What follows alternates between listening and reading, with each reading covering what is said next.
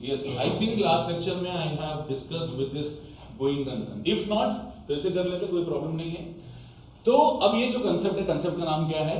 Going concern concept. नाम में लिखा हुआ है गोइंग कंसर्न. अच्छा, अब इसके अंदर मैं बताऊं आपको, ये जो वर्ड है कंसर्न, कंसर्न का मतलब क्या है यहाँ पर? ऑर्गेनाइजेशन, या जिसको हम लोग बोलते हैं entity. Is it clear? So going concern concept, यहां पर हमारा जो बेसिक असम्पशन है इस कॉन्सेप्ट में वो ये कि जो बिजनेस ऑर्गेनाइजेशन है, जो अभी अभी हमने एस्टैब्लिश किया है, जिसको सेटअप किया है, is going to continue for a long period of time. ये सबसे इंपॉर्टेंट है. अंडर दिस कंसेप्ट हम लोग क्या अज्यूम कर रहे हैं? बिजनेस जो हमने स्टार्ट किया है ना, वो कल या परसों में जाके बंद नहीं होगा. That is going to continue for a long period. Long period से मेरा मतलब है indefinite period. I don't know वो कब जाके बंद हो जाएगा. हो सकता है शायद कल भी बंद हो जाए, ठीक है. हो सकता है शायद वो 10 साल में बंद हो जाए, 20 साल में बंद हो, 100 साल भी चले और फिर भी बंद नहीं हुआ है. ऐसे भी कुछ ऑर्गेनाइजेशन है जो 100 साल हो गए, अभी भी चल रहे हैं, पता नहीं और कितने साल चलेंगे. So when you are not able to say that business going to continue for how long, so that means we are following which concept? Going concept. ठीक है.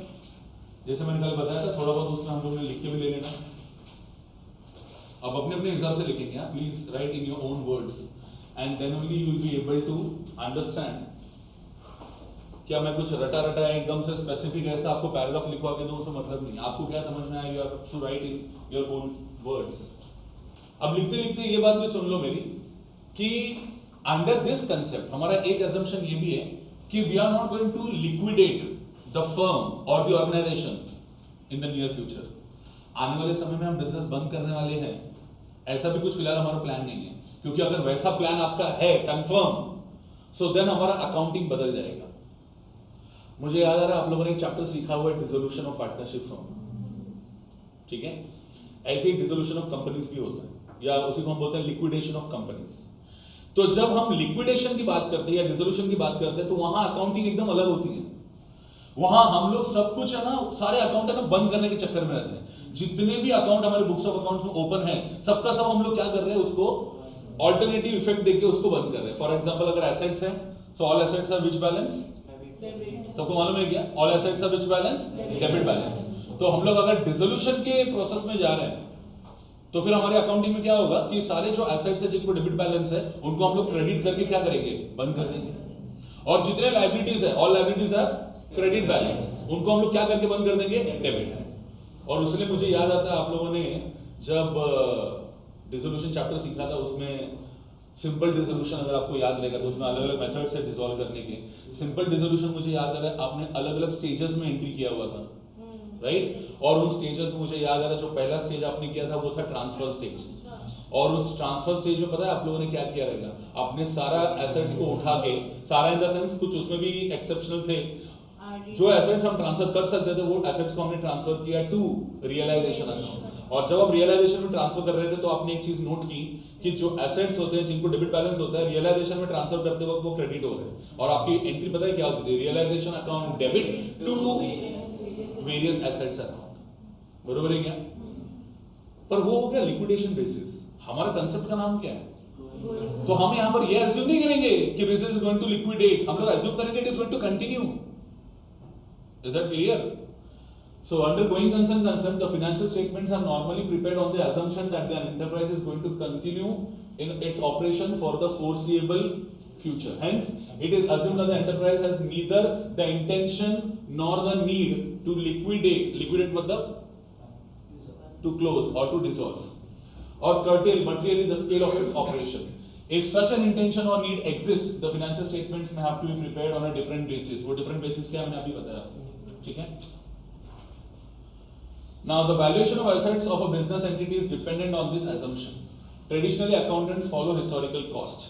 अब ये historical cost क्या है, ये अभी अगला कंसेप्ट में आपके आएगा. मुझे लगता है अगला कंसेप्ट शायद कॉस्ट कंसेप्ट है. यस, बरोबर. तो मैं कॉस्ट कंसेप्ट में बताऊंगा हिस्टोरिकल कॉस्ट क्या है, और फिर मैं वहां पर जो लिखा हुआ था वो वहां एक्सप्लेन करूंगा, ठीक है. अब यहां पर एक बहुत अच्छा सा एग्जांपल दिया है कि suppose mister x purchase a machine for his business paying 5 lakh out of 7 lakh. पहले तो मेरे को ये बताओ, ये जो मिस्टर एक्स है इसने कैपिटल इन्वेस्टमेंट कितना किया हुआ है? दिया है उधर दिख रहा है आप लोगों को 7 lakhs। वो क्या बोल रहे हैं कि 7 lakhs का इन्होंने इन्वेस्टमेंट किया है, उसमें से 5 lakhs इन्होंने क्या किया, यूज किया है फॉर बाइंग एन एसेट या मशीन।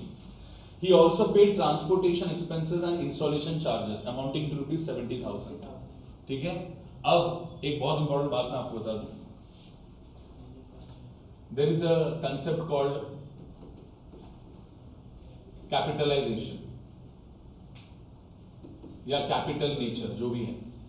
वहां पर क्या होता है, फॉर एग्जाम्पल आपने एक एसेट परचेज किया, मैं वो फिगर नहीं ले रहा हूं, अलग फिगर ले रहा हूं, या फिर वही फिगर लूं, वही ले लेता हूं। चलो, हमने एक एसेट परचेज किया, इसकी वैल्यू क्या है 5 lakhs।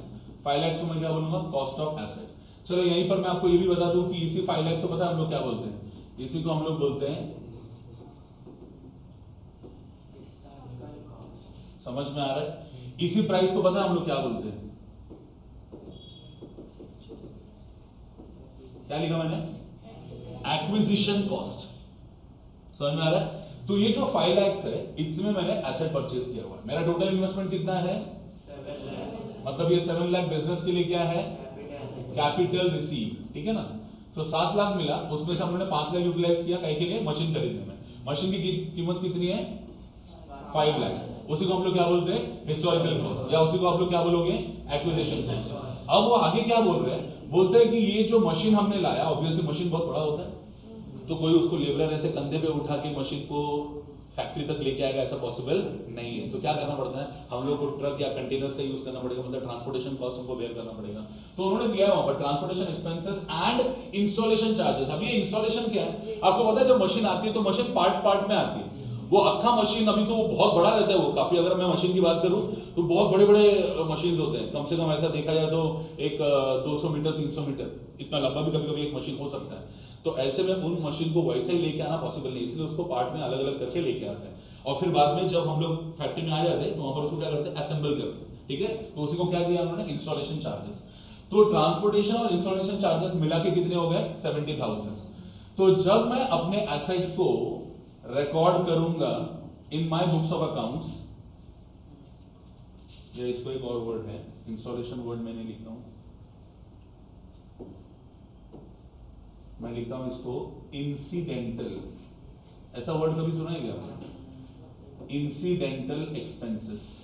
What do mean by incidental, अगर इंसिडेंटल वर्ड का मीनिंग नहीं मालूम है तो वो भी बता रहा हूं। इंसिडेंटल मतलब expenses that are related to purchase. What do mean by incidental, related to purchase, purchase करते वक्त जो खर्चा हुआ उसको बोलते हैं इंसिडेंटल एक्सपेंसेस। तो हमने इंसिडेंटल एक्सपेंसेस कितना किया है, 70,000। अभी इंसिडेंटल एक्सपेंसेस मतलब अब उसमें वेजेस पेड फॉर इंस्टॉलेशन हो सकता है, या इंस्टॉलेशन चार्जेस अलग से बोल सकते हो, ट्रांसपोर्टेशन एक्सपेंसेस बोल सकते हो, कैरियज बोल सकते हो। ये सारे को हमने एक वर्ड दे दिया, क्या, इंसिडेंटल, मतलब रिलेटेड टू एक्सपेंसेस। ठीक है, अब यहां सवाल क्या है कि आपने वैसे तो एसेट को लाया है 5 लाख रुपए में, ठीक है, लेकिन उसके ऊपर आपने 70,000 का अलग से एक्सपेंस भी किया। तो ये एक्सपेंस और ये एक्सपेंस को मिला के जो आता है अमाउंट टोटल 5,70,000। सवाल ये उठता है कि जब हम लोग एसेट की वैल्यू अपने बुक्स ऑफ अकाउंट्स में दिखाएंगे तो कितना दिखाएंगे, 5 lakhs या 5,70,000, 5,70,000 दिखाएंगे। क्यों 5,70,000 दिखाएंगे, because this is an expense that is made in connection to purchase of assets and this expense is going to be incurred only once. तो जो एक्सपेंस एक ही बार होने वाला है, क्योंकि मैं बार बार बोल रहा हूं आपको, लास्ट लेक्चर में बोला था अपना नेक्स्ट यूनिट पता है क्या है, कैपिटल एंड रेवेन्यू एक्सपेंडिचर, तो वहां पर मैं थोड़ा और डिटेल में बताऊंगा, बट फिलहाल मैं आपको यहां पर क्या बोल रहा हूं कि कोई भी एक्सपेंस जो एक ही बार होने वाला है वो हमारा कैपिटल नेचर का एक्सपेंस है। बात समझ में आ रहा है, और जो कैपिटल नेचर का एक्सपेंस है वो सारे एक साथ में एड अप हो जाने चाहिए। फॉर एग्जाम्पल मान लो अब इधर ऐसा होता, 5 लाख हमने मशीन के लिए खर्चा किया, 70,000 इधर ट्रांसपोर्टेशन बोला उन्होंने, मान लो इंस्टॉलेशन का अलग से और 20,000 बोलते हैं, मान लो 10,000 अलग से बोलते हैं वेजेस का, तो ये सारे अमाउंट भी हम लोग क्या पता है, क्या इन सबको पता है क्या करते हैं, एड अप कर देते हैं। मतलब हम क्या करते हैं, 5 लाख प्लस समझो यहां पर मैंने ट्रांसपोर्टेशन कितना बोला 20,000, उसके बाद मैंने इंस्टॉलेशन कितना बताया, मैंने इसका 70 बोला ना, ट्रांसपोर्टेशन 70 बोला था मैंने, हाँ ट्रांसपोर्टेशन 70, इंस्टॉलेशन कितना 20 एंड वेजेस कितना 10, तो टोटल कितना हो गया 1 लाख हो गया प्लस 5 लाख, तो टोटल कितना हो गया 6 लाख। तो मैं अपना एक्सपेंस कितना दिखाऊंगा 6 लाख। अब मैं 6 lakhs क्यों दिखा रहा हूं? बिकॉज मशीन कितनी बार आएगी बिजनेस में? एक बार, वंस, ट्वाइस और very few times in the life time of the company, right? वैसे ही ये जो एक्सपेंस मैंने किया, ये कोई अलग एक्सपेंस था क्या? रूटीन एक्सपेंस था क्या? बिल्कुल नहीं। ये एक्सपेंस किस लिए हुआ? क्योंकि ये एसेट एग्जिस्टेंस में आया इसके लिए। मतलब इन शॉर्ट, ना ये एसेट होता ना ये एक्सपेंस होता, बरोबर? तो ये एक्सपेंस हुआ किससे? इस एसेट की वजह से। क्योंकि ये एसेट एक बार ही आएगा, वैसे ये एक्सपेंस भी कितनी बार होगा? एक बार।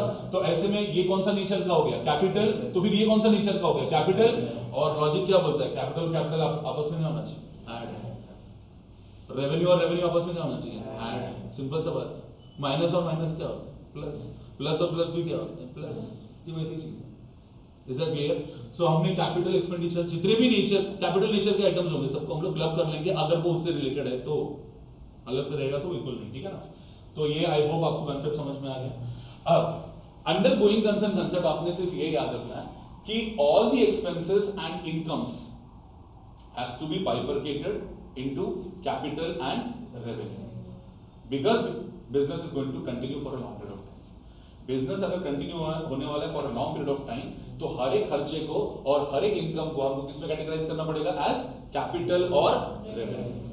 ये हम लोग डिसोल्यूशन या लिक्विडेशन में नहीं करते। लिक्विडेशन में ये बात आती नहीं कि ये कैपिटल नेचर का है या रेवेन्यू नेचर का, सब कुछ हम लोग एक अंडर में ले लेते हैं, वहां पर कोई ऐसा बाइफर्केशन नहीं। और इसलिए आप देखेंगे रियलाइजेशन अकाउंट समवॉट हम लोग को प्रॉफिट एंड लॉस अकाउंट की याद दिलाता है, जबकि आप देखेंगे प्रॉफिट एंड लॉस अकाउंट में हमने कभी भी पूरे एसेट्स की वैल्यू ट्रांसफर नहीं की है। कभी की है क्या आपने? एसेट की वैल्यू, बैलेंस शीट की एसेट की वैल्यू कभी आपने पीएनएल में ट्रांसफर की है? आपने पता है क्या ट्रांसफर की, मैं वो भी बताता हूं। नहीं तो आप बोलोगे सर हमने की है ना, अगर एसेट का वैल्यू समझो 20,000 है और वो अपवर्ड रिवैल्यूएशन हो रहा है 25,000 हो रहा है, तो 5,000 को हमने लिखा है ना। आप ये मेरे को बोल सकते हो, लेकिन अरे पूरी वैल्यू लिखी है क्या आपने कभी? नहीं। बात समझ में आ रहा है? अगर पूरा का पूरा एसेट सेल भी हो गया तो भी वो एसेट का बुक वैल्यू हमने कभी भी पीएनएल में दिखाया नहीं है। लेकिन जब आप लिक्विडेशन कर रहे हो तो आप दिखाते हो। लिक्विडेशन में तो आपने पूरा अमाउंट ट्रांसफर किया रहेगा, अगर आपको याद रखो। मैं क्या बोलने की कोशिश कर रहा हूं कि गोइंग कंसर्न कंसेप्ट जो फॉलो होता है, इसका मतलब ये अज्यूम्ड है कि आप लिक्विडेशन मेथड फॉलो नहीं कर रहे हो। और फिर गोइंग कंसर्न कंसेप्ट में आप क्या करोगे? आप capital expenditure, capital income, revenue expenditure, revenue income, मतलब इनकम एंड एक्सपेंडिचर को आप दो कैटेगरी में डिवाइड कर दोगे, and that is capital and revenue. Is that very very clear? बोलो, इसमें कोई डाउट है? नहीं? शैल आई प्रोसीड? तो अब यहां पर हमको क्या दिख रहा है? कैपिटल कितना अमाउंट आया था हमारे पास? मतलब इनिशियली हमारे पास कैश कितना रहेगा? 7 लाख, यस और नो? अभी उन्होंने उसमें से 5 लाख यूज किया for buying the machinery and 70,000 उसमें इंस्टॉलेशन चार्जेस हो गया या फिर इंसिडेंटल एक्सपेंसेस हो गया। तो टोटल हमारे खर्चे, हमारा कितना कैश का आउटफ्लो हो गया? 5,70,000। तो अभी हमारे पास कैश कितना बचा हुआ रहेगा in hand? 1,13,000। Simply 7 lakh minus 570। Now if he decides to take to back out and desires to sell the machine, मतलब अब वो ये सोच रहे कि यार मैंने ये गलत किया मशीन लेके, मेरे को भी ये मशीन निकालनी है, बेचनी है, तो देखो क्या होगा। So his financial position should be different. मानते इस बात को? उसका फाइनेंशियल पोजीशन अलग रहेगा। कैसे अलग रहेगा बताओगे? उसने सोचा है कि मशीन को बेचना है, तो फाइनेंशियल पोजीशन से वैसे ही रहेगा जैसा दिख रहा है अभी। क्या हो जाएगा? मशीन निकल जाएगा, कैश बैलेंस बढ़ जाएगा, या फिर अगर क्रेडिट में बेचा रहेगा तो डेटर्स करके दिखेंगे हम, right? Now if going concern concept is taken, increase और decrease in the value of asset in the short run is ignored. अब ये बहुत इंपॉर्टेंट है यहां पर। अगर आप गोइंग कंसर्न कंसेप्ट फॉलो कर रहे हैं, ठीक है ना, तो गोइंग कंसर्न कंसेप्ट के अपने कुछ लिमिटेशंस हैं, और उसमें सबसे बड़ा लिमिटेशन ये है कि मान लो जो एसेट आपने खरीद के लाया है एक पर्टिकुलर डेट पे, 4 या 5 साल बाद उस एसेट की वैल्यू जो है अचानक से बहुत ज्यादा बढ़ गई। क्यों बढ़ गई? हो सकता है मार्केट में इन्फ्लेशन आ गया, रिसेशन आ गया, जो भी है। अब एसेट की वैल्यू बहुत ज्यादा बढ़ गई। तो एक सबसे बड़ा जो प्रॉब्लम है इस कॉन्सेप्ट का वो ये कि एसेट को आपने अगर लाया था समझो 5 लाख में, और वही एसेट अगर आज मतलब 5 साल बाद आप खरीदने जा रहे हो तो उसकी वैल्यू है समझो 10 लाख, तो क्या आप वो 10 लाख का वैल्यू बुक्स ऑफ अकाउंट्स में रिकॉर्ड कर सकते हैं? जनरली अंडर दिस कॉन्सेप्ट, जो इसके बाद आने वाला कॉस्ट कॉन्सेप्ट, दोनों साथ में चलते हैं, तो उस कॉन्सेप्ट के मुताबिक आपने हिस्टोरिकल कॉस्ट में हमेशा रिकॉर्ड करना है, भले ही आपके एसेट की वैल्यू कुछ भी हो। आगे जाके आपके एसेट की वैल्यू बढ़ भी सकती है, कम भी हो सकती है। हाँ, अगर कम हो रही है तो कुछ लोग क्या करते हैं, वो कंसेप्ट ऑफ कंजर्वेटिज्म या फिर प्रूडेंस कंसेप्ट यूज करके एसेट की वैल्यू को कम में रिकॉर्ड कर लेते हैं। अब ये कौन सा कंसेप्ट मैं बताऊंगा आगे। लेकिन अगर एसेट की वैल्यू बढ़ रही है तो आप एसेट की बढ़ती हुई वैल्यू को बुक्स ऑफ अकाउंट्स में रिकॉर्ड नहीं करोगे, जनरली बोल रहा हूं। ओके, सो मैं what I am trying to say here is कि यहां अगर आप देखोगे तो बोला है इंक्रीज और decrease in the value of asset in the short run is ignored, generally it is ignored. क्या है तुमने इग्नोर? हाँ सिंपल, अभी देखो ना यहां पर मैंने एसेट का वैल्यू कितना रिकॉर्ड किया अपने बुक्स ऑफ अकाउंट्स में, 5,70,000 है मेरा, क्या है हिस्टोरिकल कॉस्ट, राइट। तो मैंने अपने बुक्स ऑफ अकाउंट्स में जो बुक वैल्यू दिखाई हुई है वो ये वैल्यू है, ये समझ में आ गया। ये मैंने कभी दिखाया, चलो मैं इसको डेट दे देता हूं, ये मैंने दिखाया समझो 1/4/2020, ठीक है, ये तभी मैंने परचेस की हुई। अब आज हम लोग 4 साल बाद यहाँ पर खड़े 1/4, अभी आने वाला है, अभी तक आया नहीं है बट आ रहा है, 1/4/2024। पता चलता है कि 4 साल बाद 1/4/2024 में ये 5,70,000 का जो मशीन है वो 8 लाख हो गया, ठीक है। तो मेरा क्वेश्चन ये है कि क्या ये 5,70,000 को डायरेक्टली आप यहाँ पर जाके ऐसा 8 लाख लिखोगे क्या? वही बता रहा हूँ, वही तो उन्होंने बोला है कि in the short run it is ignored. Okay, अब the concept indicates that assets are kept for generating benefit in future. ये तो सबको पता है कि हम लोग जो भी फिक्स एसेट्स रखते हैं बिजनेस में उसका मेन इंटेंशन क्या होता है, to generate income, revenue. Now, the concept indicates that assets are kept for generating benefit in future, not for immediate sale. मतलब जैसे हम लोग गुड्स परचेज करके लाते हैं उसका मेन इंटेंशन क्या होता है हमारा, बेचेंगे पैसे कमाएंगे, राइट। सिमिलरली जो एसेट खरीद के आप लाते हैं उसमें भी इंटेंशन सेम रहता है क्या, बेचेंगे और पैसे कमाएंगे। एंड देयरफॉर जो एसेट को हमने जिस वैल्यू में लाया हम वही वैल्यू में उसको रिकॉर्ड कर रहे हैं। Current change in the asset value is not realisable and so it should not be. मतलब आज अगर भले आपका एसेट बेच के आपको 5,70,000 की जगह 7 लाख मिलेगा तो आप 7 लाख में अपने एसेट्स को नहीं दिखा सकते। उसकी करंट वैल्यू मानता हूं कि 7 लाख है, लेकिन फिर भी हमको उसको कितने में दिखाना है, 5,70,000। और यही देखो आप यहां पर भी पढ़ोगे cost concept. Therefore entities need to assess, मतलब check at the time of preparation of financial statements whether they are likely to continue to operate their business। मतलब जब भी आप फाइनेंशियल स्टेटमेंट बना रहे हो तब वो टाइम पे आपने क्या चेक करना जरूरी है कि क्या भाई मेरा बिजनेस अब मैं कल बंद करने वाला हूं या कुछ महीने में बंद करने वाला हूं या फिर business is going to continue. अगर business is going to continue तो फिर हम लोग वही वैल्यू रखेंगे। अगर लग रहा है कि मेरे को 1 महीने या 2 महीने में बिजनेस शायद बंद करना पड़े तो फिर आप अपने बुक्स ऑफ अकाउंट्स में एसेट की वैल्यू को बढ़ा के दिखाओ, क्योंकि अल्टीमेटली उसका रियलाइजेबल वैल्यू वही आएगा ना 8 लाख रुपए, तो हम लोग 8 लाख दिखाए। कोई बात समझ में आ रहा है क्या? मतलब ये 8 लाख को कब तक कंसीडर नहीं करना है, जब तक आप ये नहीं समझ के चल रहे हो कि आगे जाके मेरे को बिजनेस बंद करना है या फिर कंटिन्यू रखना है। अब मेरे को बताओ अगर मैं बिजनेस को कंटिन्यू रखने की सोच रहा हूं तो 5,70,000, then that change should not be considered. अगर लग रहा है कि मेरे को अभी बंद करना है, कल परसों बंद करना है, 1 महीने में बंद करना है, तो फिर जो उसका रियलाइजेबल वैल्यू मैं अपने बुक्स ऑफ अकाउंट्स में इंक्लूड कर लूंगा। कैसे करते हैं वो तो हमको पता है, हम वापस सीखेंगे भी उसमें। नाउ आ जाता है next concept and that is cost concept. मैंने अभी जस्ट बताया आप लोगों को कि कॉस्ट कंसेप्ट क्या कंसीडर करता है। कॉस्ट कंसेप्ट ये बोलता है सिंपली कि जो आपने बुक्स ऑफ अकाउंट्स में, ध्यान से सुनना, कॉस्ट कंसेप्ट क्या बोलता है। Cost concept states that when an asset is purchased, okay, so the value of the asset that has to be recorded in the books of account should be the historical cost. Simply इतना ही है उसमें। अब आप check करो, by this concept the value of asset is to be determined on the basis of the, in other words, अब मुझे लगता है ये दोनों वर्ड मैंने आपको यहाँ पर दे दिए। देखो यहाँ पर है ये वाला वर्ड और यहाँ पर आपको दिख रहा होगा हिस्टोरिकल कॉस्ट। क्लियर है? अंडर कॉस्ट कंसेप्ट कौन से अमाउंट में हम लोग रिकॉर्ड करेंगे अपने एसेट्स को? हिस्टोरिकल कॉस्ट, या उसी को क्या बोलते हैं? तो मेरे को एक बात बताओ, अगर मैं आपको पूछता हूं यहां पर कि अगर मैंने एक एसेट लाया समझो 5 लाख रुपए में और उसमें अगर मैंने कोई इंसिडेंटल एक्सपेंसेस किया है 30,000, तो वो 30,000 इंक्लूड होगा या नहीं होगा? तो इन शॉर्ट हम लोग अपने एसेट की वैल्यू कितनी दिखाएंगे? 5,30,000। तो क्या उसको हम लोग हिस्टोरिकल कॉस्ट बोलेंगे क्या?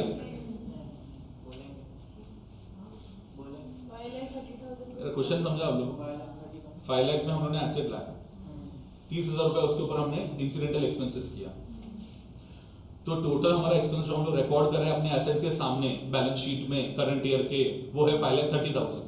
मेरा क्वेश्चन ये है कि क्या हम 5 लाख को हिस्टोरिकल कॉस्ट बोलेंगे या फिर 5,30,000?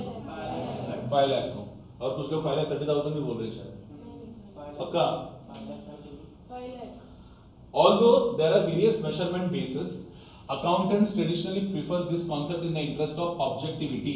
Now what is objectivity? देखो, एक होता है subjectivity, एक होता है objectivity. What is subjectivity? Which differs from person to person. And what is objectivity? जो मैं सोच रहा हूँ वैसे तुम सोच रहे हो, वैसे ये भी सोच रहे हो, वैसे ये, क्योंकि हम सब एक कंसेप्ट को फॉलो कर रहे हैं. जब हम सब मिलके एक कंसेप्ट को फॉलो करेंगे तो सबका आंसर एक ही आएगा. ओके? सब्जेक्टिव में क्या होगा? हम सब अलग अलग सोच रहे हैं. अभी एग्जांपल लेके बताता हूं. फॉर एग्जांपल, मैंने बोला कि ये 5 लाख में मैंने एसेट लाया, 17,000 उसके ऊपर इंसिडेंटल एक्सपेंसेस हो गया, टोटल अमाउंट कितनी हो गई? 5,70,000. राइट? अब ये जो 5,70,000 रुपए है, ये वैल्यू जब मैं दिखा रहा हूं और आप लोग भी सब दिखा रहे हैं, तो ये कौन सा कंसेप्ट हो गया? ऑब्जेक्टिव. क्योंकि हम सब एक कंसेप्ट फॉलो कर रहे हैं. लेकिन अगर समझो एक आदमी फॉलो कर रहा है 5,70,000 और आप में से कोई एक है जो बोलता है नहीं मैं तो 1 लाख पे रिकॉर्ड करेगा, तो यहां पर ऑब्जेक्टिव नहीं हो गया, ये क्या हो गया? सब्जेक्टिव.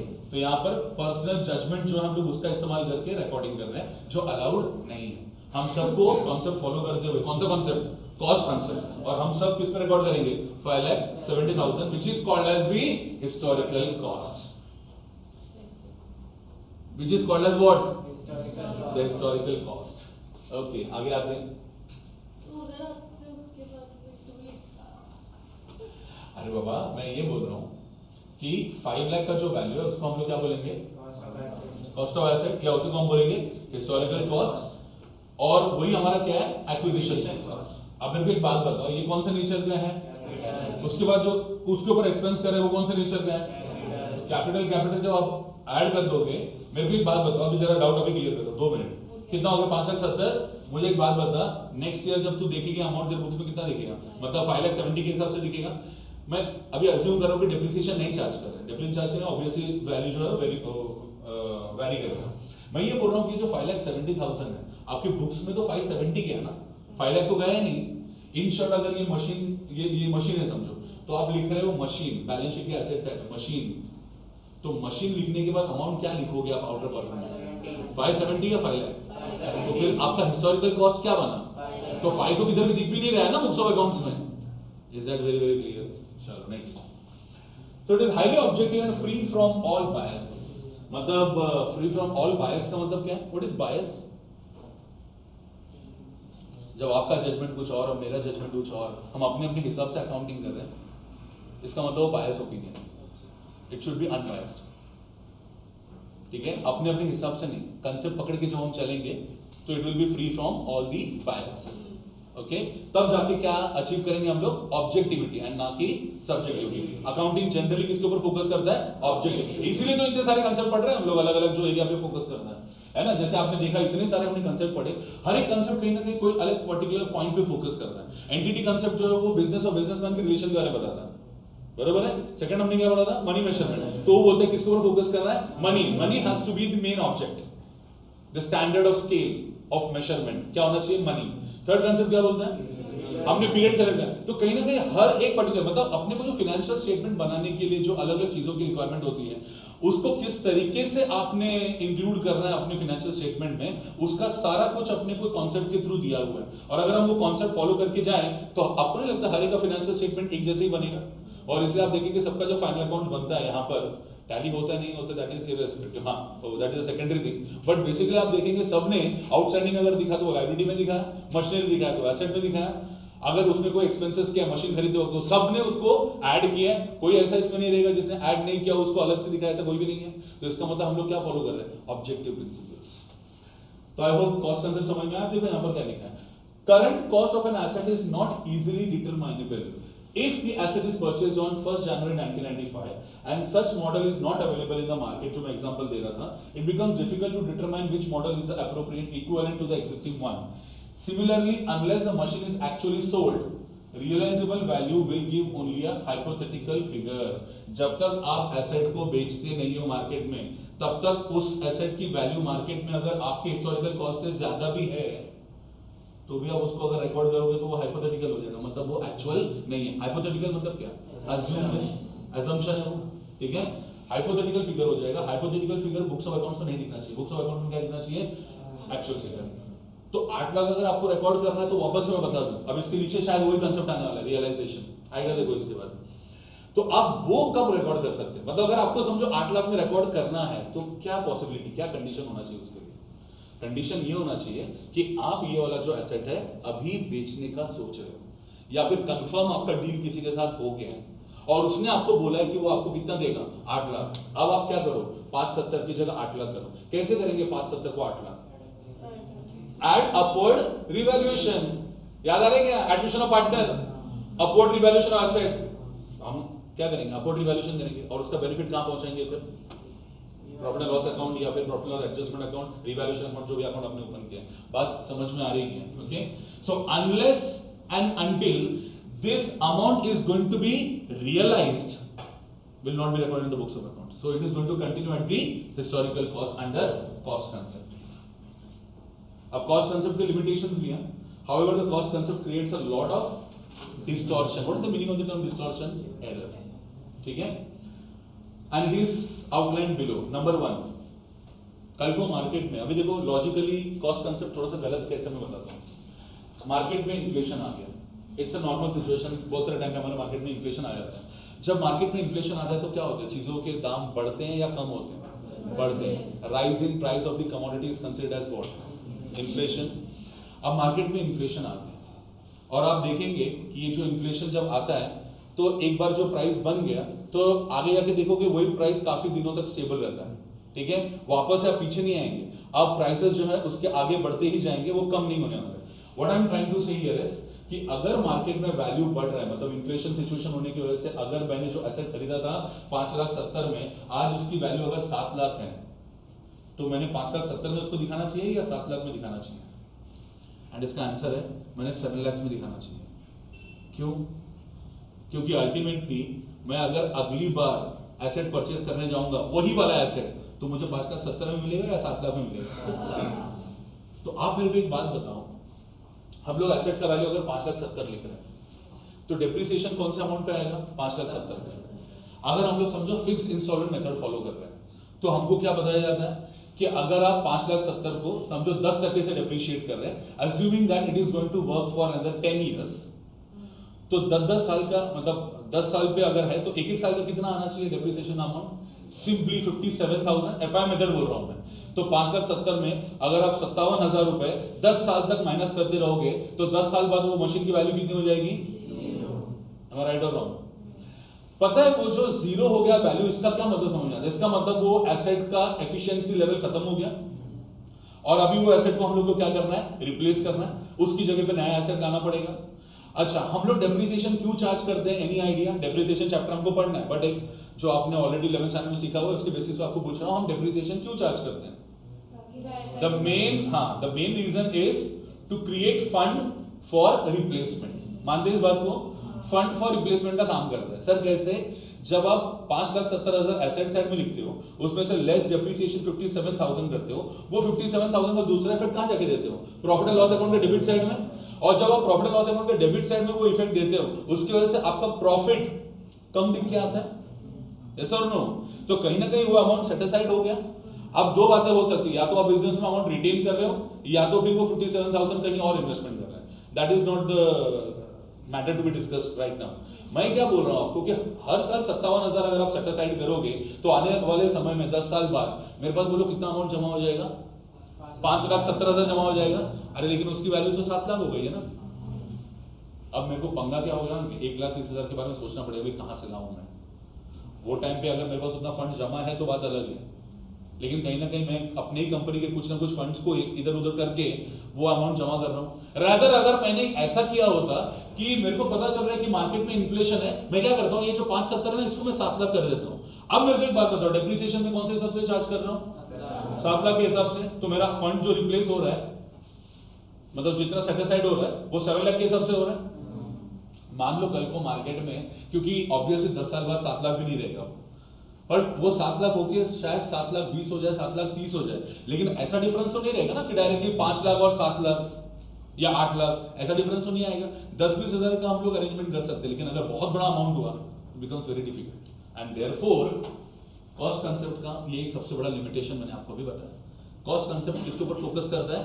Historical cost. वो क्या बोलता है, जब तक आप बेच के पैसा रिसीव नहीं करने वाले, रियलाइज नहीं करने वाले, तब तक वो वैल्यू को आप रिकॉर्ड मत करो। आप किस में रिकॉर्ड करो? जिसमें आपने वो एसेट खरीदा था।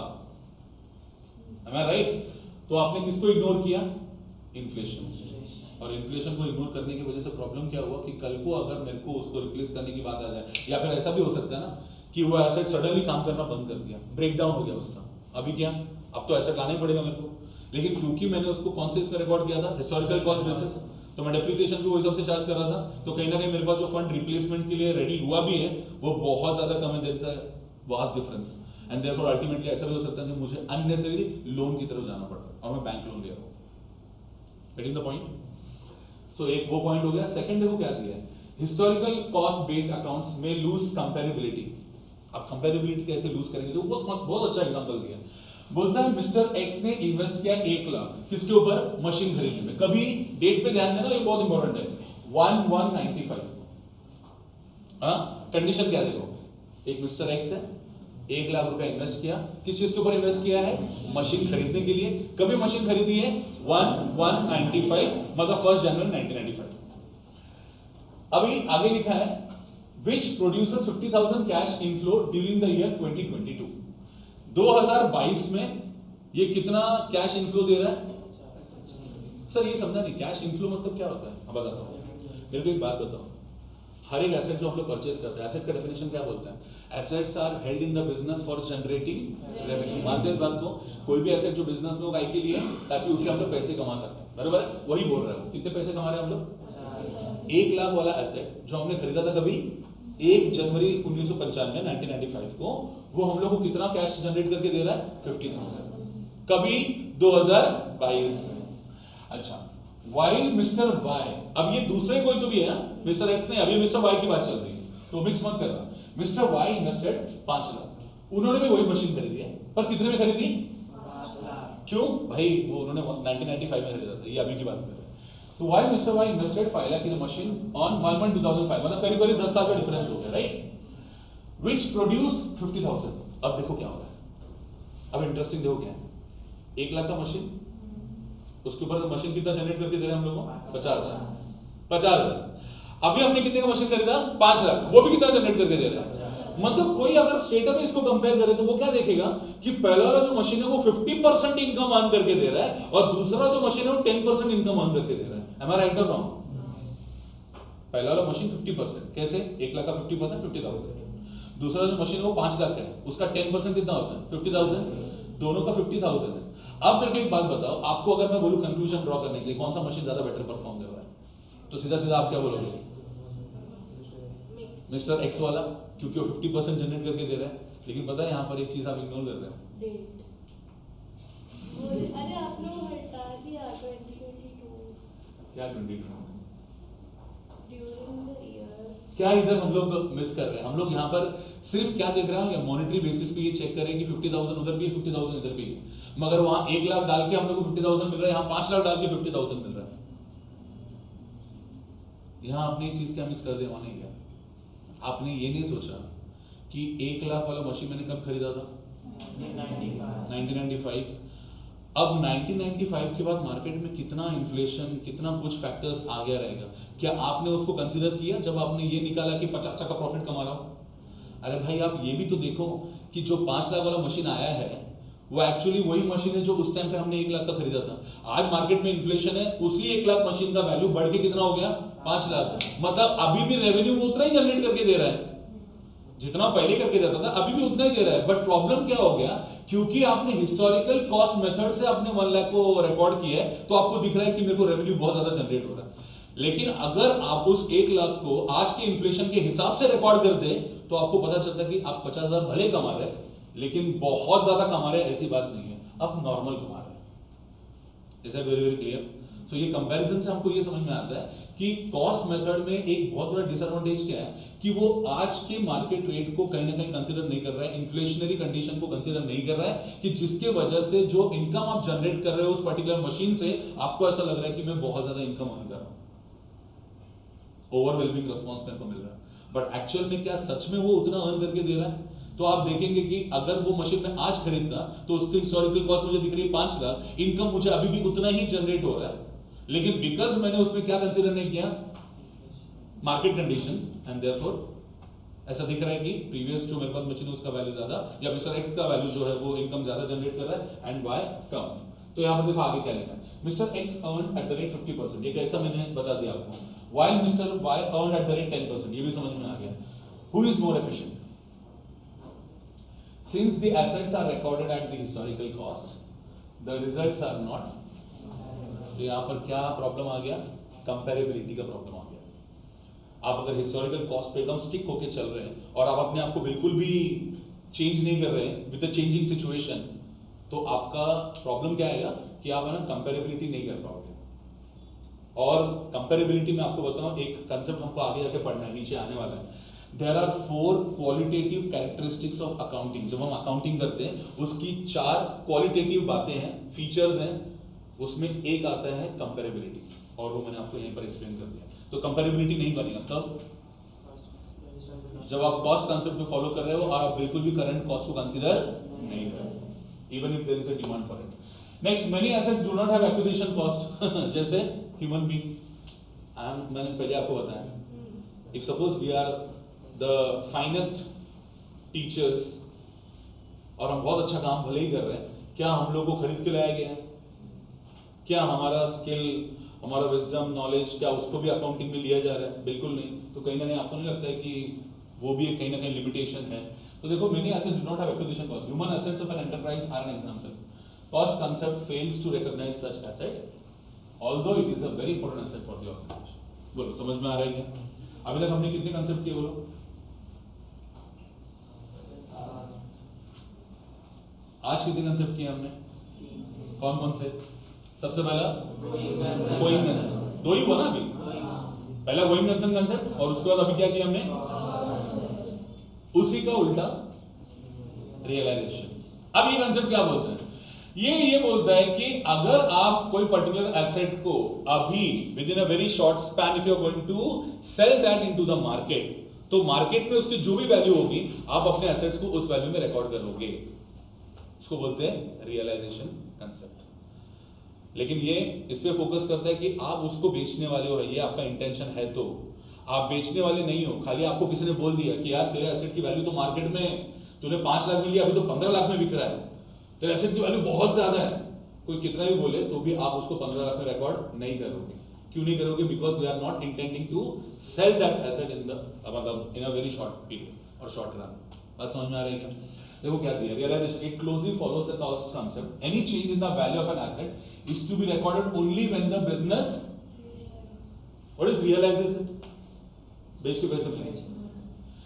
When an asset is recorded at its historical cost of 5 lakhs, जो अपना ऊपर कॉस्ट चल रहा है, and even if its current cost is 15 lakh, जो मैंने अभी एग्जांपल दिया कि अभी 15 लाख हो गया, such change is, इस पे ध्यान दो, क्या लिखा है?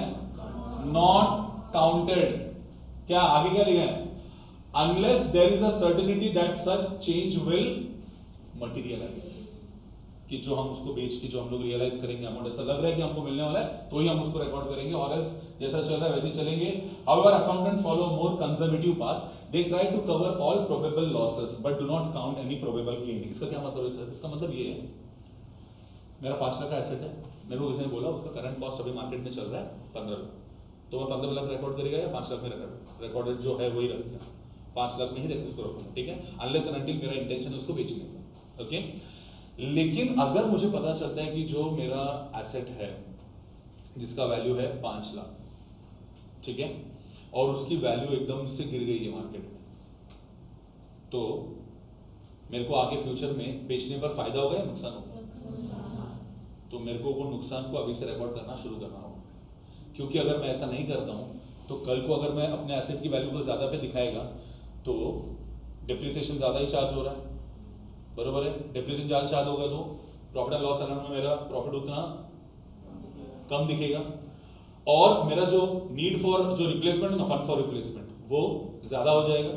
हालांकि अगर ज्यादा है तो हमको प्रॉब्लम नहीं है। आप देखेंगे यहाँ पर क्या लिखा है, our account follow a more conservative path, they try to cover all probable losses but do not count any probable gain। मतलब ये कि अगर मेरा ज्यादा फंड रिप्लेस हो रहा है, मतलब मेरे पास ज्यादा फंड अवेलेबल है, मतलब मैं ज्यादा डेप्रिशिएट कर रहा हूं, तो कोई प्रॉब्लम नहीं है, ज्यादा पैसा रहेगा तो प्रॉब्लम नहीं है। लेकिन अगर ऐसा लग रहा है कि एसेट की वैल्यू और बढ़ने वाली है और मुझे जाके लॉस होने वाला है, तो मुझे अपने एसेट की वैल्यू बढ़ानी पड़ेगी ताकि मेरा P&L ज्यादा डेबिट हो जाए।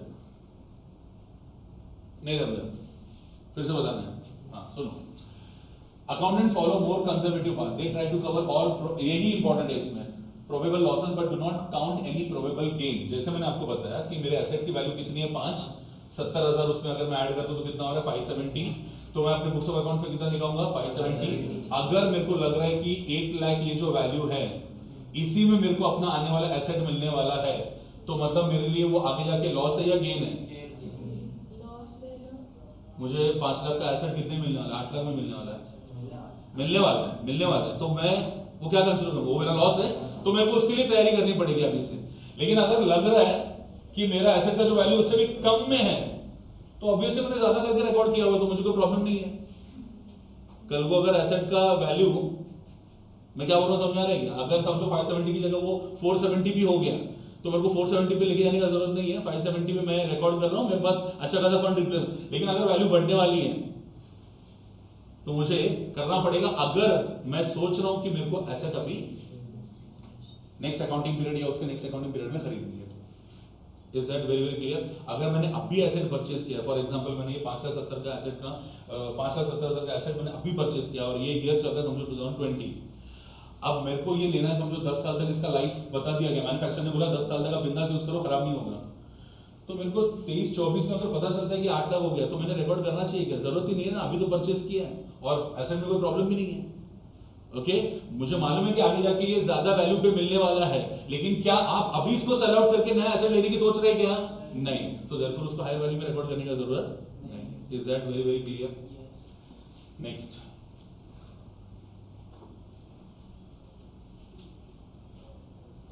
Mister X purchased a piece of land on 1195 paying 2000। तो हमने एक लैंड परचेज किया, इसकी वैल्यू क्या है? ठीक है, अब उन्होंने ये नहीं बताया कि उन्होंने कैपिटल इन्वेस्टमेंट 2,000 का किया और उसका ही लैंड परचेज किया, ऐसा उन्होंने बोला नहीं है। सिर्फ इतना बोला है कि हमने पीस ऑफ लैंड परचेज किया है और इसके आगे और पीछे कुछ नहीं बोला। तो हम अज्यूम क्या करेंगे, 2,000 रुपए अगर लैंड है हमारे पास, एसेट है, तो बराबर 2,000 का हमारे पास लायबिलिटी भी रहेगा, ऑब्वियसली कैपिटल आ रहेगा, तभी तो हमने लैंड परचेज किया है। तो इसे देखो यहाँ पर किस तरीके से बैलेंस शीट दिखता है, यहां तक ठीक है ना? Its current market value is 1,02,000। जो मैंने अभी लैंड खरीदा है ना, उसकी करंट मार्केट वैल्यू कितनी है? 1,02,000। अच्छा, करंट मार्केट वैल्यू का ये दिया है, सॉरी 31 दिसंबर 2022, तो 1195 को 2000 है और 2022 को उसकी वैल्यू कितनी दिख रही है? 1,02,000।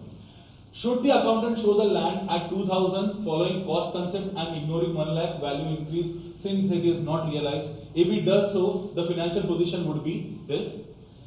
Is it not proper to show it in the following manner? Capital 2,000, land 1,02,000, unrealized gain 1 lakh. ये सही है या ज्यादा अप्रोप्रिएट ये है? क्यों ऊपर वाला अप्रोप्रिएट है? बोला था कि हम लोग कभी भी लॉस लगता है गेन। यही चीज मैं बोल रहा हूँ, जो ऊपर आपने पढ़ा था वो यहाँ पर क्लियर हो गया। ऊपर क्या बोला था कि जो अगर अनरियलाइज गेन होने वाला है तो उसको हम लोग कंसीडर, जब तक हम लोग उसको मटेरियलाइज, वर्डिंग पे ध्यान दो, उधर बोला था मटेरियलाइज, जब मटेरियलाइज कर लेंगे तो हमको वो दिखाना पड़ेगा, अभी हमने मटेरियलाइज नहीं किया। Nowadays the revaluation of assets have become a widely accepted practice. अब के टाइम पे ऐसा होता है कि हम लोग एसेट को क्या करते रहते हैं, every now and then revalue करते रहते हैं। रीवैल्यू करेंगे तो ऑब्वियसली वैल्यू कितने में दिखेगा फिर? लैंड 1,02,000 अगर हम रीवैल्यू कर रहे हैं अगेन। अब देखो यहाँ पर उन्होंने एक बहुत इंपॉर्टेंट चीज बोली है जिसको आपने अंडरलाइन करना चाहिए, अगर आपके बुक है या फिर आप यहाँ पर इसको ध्यान में रखना।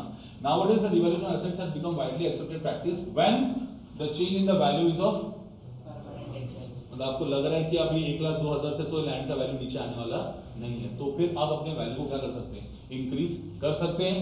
Accountants adjust such value change through creation of revaluation reserve. मुझे याद आ रहा है, ये आपने सीखा हुआ है कि अगर कोई कैपिटल गेन हो गया तो all capital gains are transfer to which account? Capital reserve है। हाँ, फोर फीचर वाला अगर आपको याद रहेगा, यस। तो कैपिटल गेन जितना रहेगा वो कहां पर ट्रांसफर करेंगे हम लोग? And thus the going concern concept and cost concept and realization concept gives the valuation criteria. So which are the concepts that gives the valuation criteria? ऐसा अगर क्वेश्चन आया तो तीन आपको उसमें लिखना है। एक कोई कंसर्न, दूसरा कॉस्ट, तीसरा प्लीज एक बार इसको गो थ्रू करो।